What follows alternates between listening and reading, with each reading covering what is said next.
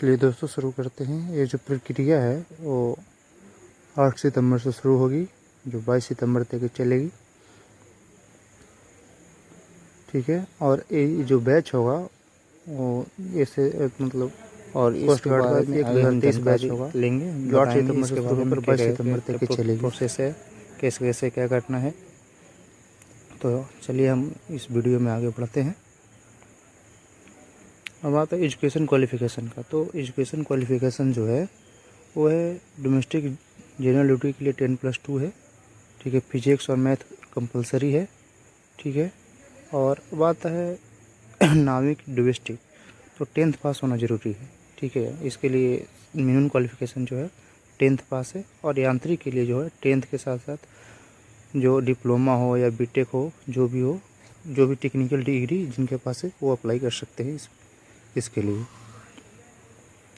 यांत्रिक जैसे 10+2 और दूसरा इनका एलिजिबिलिटी है 10th और क्लास 12th में जो है वो डिप्लोमा इलेक्ट्रिक इंजीनियरिंग जो भी कर हो वो पूरा कर चुके हैं। ये कोई कंपलसरी नहीं है, 10th और डिप्लोमा भी चलेगा। अब आते हैं इसमें कितना वैकेंसी है, वैकेंसी के ऊपर आते हैं। सॉरी, इसके पहले हम जान लेते हैं इसमें जो डेट है, डेट ऑफ बर्थ कितना है। तो 1 मई 2001 से 30 अप्रैल 2005 तक के है। और जैसे कि छूट मिला जाए, सभी सीटों में मिला जाता है, छूट मिलता है। जैसे 5 ईयर एससी के लिए, 3 ईयर ओबीसी के लिए, तो इसमें अप्लीकेबल है। और अब सीट के बारे में जानकारी ले लेते हैं। तो टोटल सीट जो है यहाँ पे 300 है। सभी का सीट अलग अलग है, ये जो आपको सामने नज़र आ रहा है। 87 सीट जनरल के हैं, तो 23 ईडब्ल्यूएस के, 48 ओबीसी के, तो 32 एसटी के और 35 एससी के लिए। टोटल सीट है जो 300 है। डोमेस्टिक का अलग है, जनरल ड्यूटी का अलग है, इलेक्ट्रिशियन का अलग है, मैकेनिकल का अलग है, इलेक्ट्रॉनिक्स का अलग है। मतलब सभी के लिए वैकेंसी है। अब आगे बढ़ते हैं। इसके लिए क्या क्या ज़रूरी है। तो फोटोग्राफ जो होगा, photograph of the candidate in the application form, facial features भी फोटोग्राफ जरूरी है, और बायोमेट्रिक भी होगा। अब आते हैं एग्ज़ाम के बारे में। तो जो एग्ज़ाम होंगे, तो फर्स्ट स्टेज ऑफ एग्ज़ाम में जो रिटेन है, इसमें आपको चेक किया जाएगा क्या क्या मतलब ज़रूरी है रिटेन एग्ज़ाम के लिए। तो वैलिड ओरिजिनल आइडेंटिटी प्रूफ, आधार, 1 लाख पर प्रिंट आउट एडमिट कार्ड, और सेकेंड और पासपोर्ट साइज फ़ोटोग्राफ। और SC/ST के लिए जो हो है आपका कास्ट सर्टिफिकेट, और क्या है, ओरिजिनल ट्रेन बस टिकट जो आपको फ्री ऑफ कॉस्ट दिया जाएगा। अब आगे बढ़ते हैं इसका एग्ज़ाम के बारे में। तो एग्ज़ाम जो होगा किस तरीके से होगा, तो देखिए सब चीज़ के लिए अलग अलग है। ये सेक्शन बनाया गया है। नाविक के लिए सेक्शन 1, GD के लिए सेक्शन 1+2, सेक्शन 1+3, और यांत्रिक के लिए सेक्शन 1+4, यांत्रिक के लिए 1+5, मैकेनिकल के लिए। तो इससे जानने से पहले हम इसको जानने से पहले इसका जो मार्किंग स्कीम है उसको जान लेते हैं, तो ज़्यादा अच्छा से समझ में आएगा। तो चलिए हम इसका ये जो मार्किंग सिस्टम है उसके बारे में जानते हैं।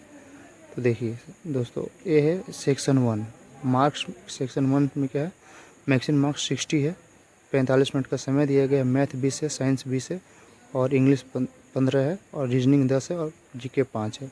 जिसमें पास मार्क है जो 30 है, और 27 मार्क है SC/ST के लिए, 30 मार्क्स है EWS और OBC के लिए और जनरल के लिए। सेकेंड है क्या है, 50 क्वेश्चन है, 30 मिनट्स है। फिजिक्स 25 मार्क्स, और मैथ 25 मार्क्स। 20 UR EBC और OBC के लिए, और 17 SC/ST के लिए क्वालिफाइंग मार्क्स ज़रूरी है। तीसरे सेक्शंस में 50 क्वेश्चन होंगे, टाइम 1 मतलब 30 मिनट है, और क्वेश्चन 50 ही होंगे। इलेक्ट्रिकल इंजीनियरिंग से पूछा जाएगा 50 क्वेश्चन, जो भी 20 ज़रूरी है EWS UR और OBC के लिए, और 17 जरूरी है SC और ST के लिए। और ये चौथे में से अब समझते हैं सेक्शन 1 के लिए। तो सेक्शन 1 में सिर्फ जो होगा सेक्शन 1 GD डोमेस्टिक नाविक जो डोमेस्टिक ब्रांच है, नाविक डोमेस्टिक ब्रांच के लिए सिर्फ सेक्शन 1 ही की ज़रूरत है। सेक्शन 1 में ही क्वालिफाई होना है, सेक्शन 1 का एग्ज़ाम को पास करना है। और नाविक GD के लिए सेक्शन 1 प्लस सेक्शन 2 दोनों ज़रूरी है, जिसको कुल मिलाकर 50 नंबर लाना है। किसको, UR EWS और OBC को क्वालिफाइंग मार्क्स होगा। और 27 और 17 SC और ST को, मतलब 44 नंबर। सेक्शन यांत्रिक इलेक्ट्रिकल के लिए सेक्शन 1 और सेक्शन 3 जरूरी है। यांत्रिक इलेक्ट्रॉनिक्स के लिए सेक्शन 1 और सेक्शन 4 जरूरी है। और यांत्रिक मैकेनिकल के लिए सेक्शन 1 और 5 जरूरी है। मतलब सब में कम से कम आपको जो 50 नंबर का जो क्वेश्चन मार्क्स वाला जो एग्ज़ाम है उसमें दोनों 30 और 20-50 यूआर के लिए और 30 और 20-50 इसमें भी यूआर के लिए और जनरल।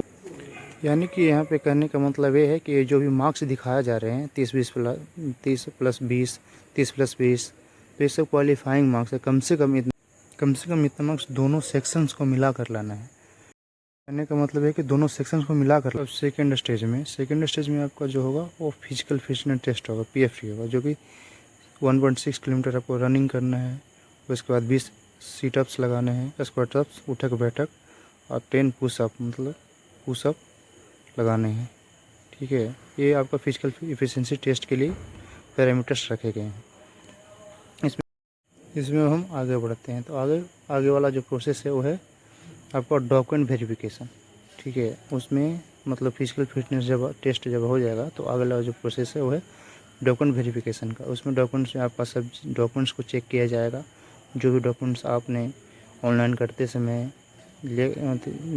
साथ में दिया था और लगाया था, उसके बाद फिर वहाँ उससे मिलान किया जाएगा कि आपने सही डाला है या गलत डाला है। उसके बाद फिर आपकी जो प्रक्रिया है वो आगे बढ़ेगी। जब डॉक्यूमेंट्स की प्रक्रिया पूरी हो जाएगी डॉक्यूमेंट वेरिफिकेशन की, तो अगला स्टेप जो होता है वो है मेडिकल का एग्जामिनेशन होगा। मेडिकल एग्ज़ाम्स लिए जाएंगे जो होगा, उसमें पहले एक पूरा का पूरा मतलब अनफिट नहीं किया जाएगा, आपको मौका दिया जाएगा जो रेफ़र किया जाएगा 21 दिन के अंदर से 42 दिन के अंदर से आपको टेम्पोररी अनफिट किया जाएगा। उसके बाद फिर आपको क्या किया जाएगा कि पूरी तरह से अनफिट कर दिया जाएगा। अगर आप अनफिट होते हैं दोबारा से तो ये आपको एक मौका दिया जाता है। डायरेक्ट कोई भी किसी भी एग्ज़ाम में फेल नहीं किया जाता है, मेडिकल फेल। उसके बाद आगे की प्रक्रिया बढ़ती है। अब आती है सबसे अंतिम प्रक्रिया स्टेज 4। जो भी स्टेज 3 क्लियर कर लेंगे उनको मेरिट के आधार पे प्रोविजनली सिलेक्ट कर लिया जाएगा और उनको ट्रेनिंग के लिए INS चिल्का भेज दिया जाएगा। अब बात होती है अब इसको अप्लाई कैसे करना है। तो दोस्तों अब हम इसको अप्लाई करने के तरीके के बारे में जानेंगे। एक एप्लीकेशन अप्लाई होगा 8 सितंबर से। इसको ध्यान से पढ़ने पे पता चलेगा कि यहाँ पे हर स्टेज के लिए अलग अलग डॉक्यूमेंट्स चाहिए। हर स्टेज पे अलग अलग डॉक्यूमेंट्स को आपको वहाँ पे प्रस्तुत करना पड़ेगा। हर स्टेज में फर्स्ट स्टेज में कुछ और चाहिए डॉक्यूमेंट, सेकंड स्टेज में कुछ और चाहिए, और ये स्टेप बाय स्टेज बदलते जाएगा। अब हम वीडियो में आगे बढ़ते हैं। अब हम यहाँ पे एग्ज़ाम फ़ी के बारे में बात करेंगे। तो SC ST के कैंडिडेट को छोड़ के सभी को 250 रुपये एग्ज़ाम फ़ी के रूप में पे करना है। और ये एडमिट कार्ड इसी के द्वारा इशू होगा। जो पे नहीं करें उनको एडमिट कार्ड इशू नहीं होगा। अब आते एग्ज़ाम सिटी के बारे में। तो एग्ज़ाम सिटी आपको अपने नज़दीकी शहर से 30 किलोमीटर के अंदर ही चूज करना है। अगर नहीं होता है 30 किलोमीटर से ज़्यादा दूरी पे हैं तो सबसे जो नज़दीकी सेंटर है एग्ज़ाम सेंटर, उसको आप अपना एग्ज़ाम सेंटर के रूप में चूज कर सकते हैं। अब आगे देखते हैं आगे की जो प्रक्रिया है वो है आगे की, मतलब आपका आगे ये बताया गया है कि आपका एग्ज़ाम कब लिया जाएगा। स्टेज 1 एग्ज़ाम नवंबर 2022 में, स्टेज 2 एग्ज़ाम जनवरी 2023 में, और लास्ट स्टेज 3 एग्ज़ाम मई 2023 में लिया जाएगा। अप्रैल या मई में लिया जाएगा। पॉइंट नंबर 10 में ये बताया गया है जो बहुत ज़रूरी चीज़ है कि कौन से डॉक्यूमेंट कब चाहिए। तो देखिए यहाँ पे सेकंड स्टेज में क्या डॉक्यूमेंट्स चाहिए उसकी लिस्ट जारी कर दी गई है। आपको सेकंड स्टेज में जो भी इसमें बताया गया वही डॉक्यूमेंट्स लेकर जाना है, इससे ज़्यादा डॉक्यूमेंट्स लेकर नहीं जाना है। और अब स्टेज 3 में कौन कौन से डॉक्यूमेंट्स चाहिए देखते हैं। स्टेज 3 में आपको सारे डॉक्यूमेंट्स जो मेरिट के बाद जो लिया जाता है वो लेकर जाना है, जैसे कि police verification, character certificates, NOC अगर कहीं आप काम करते हैं तो, और 30 पासपोर्ट साइज़ फ़ोटो और 3 फोटोकॉपी लेकर आपको जाना है। ठीक है, और कौन कौन से डॉक्यूमेंट्स चाहिए, कैसे कैसे फॉर्म में चाहिए, वो सब कुछ यहाँ पे बताया गया है। अब हम दोस्तों इस 2 जॉब के साथ जो बेनिफिट्स मिलने वाले हैं उसको हम देख लेते हैं।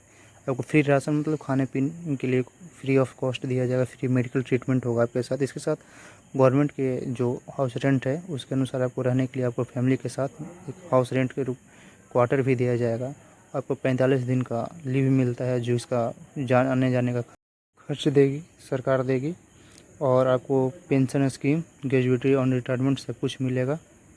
उसके साथ आपको कैंटीन सर्विस का डिपार्टमेंट का ही फैसिलिटी मिलता है और लोन फैसिलिटी भी दिया जाएगा।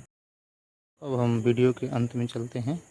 यहाँ पे फिर से आपको बता दें कि जो लास्ट डेट है आपका 22 सितंबर है, शाम के 5:30 बजे तक ही आप इसको ऑनलाइन कर सकते हैं। इसके बाद आपको कोई समय नहीं दिया जाएगा ऑनलाइन करने के लिए। अंत में आपका दोस्तों धन्यवाद।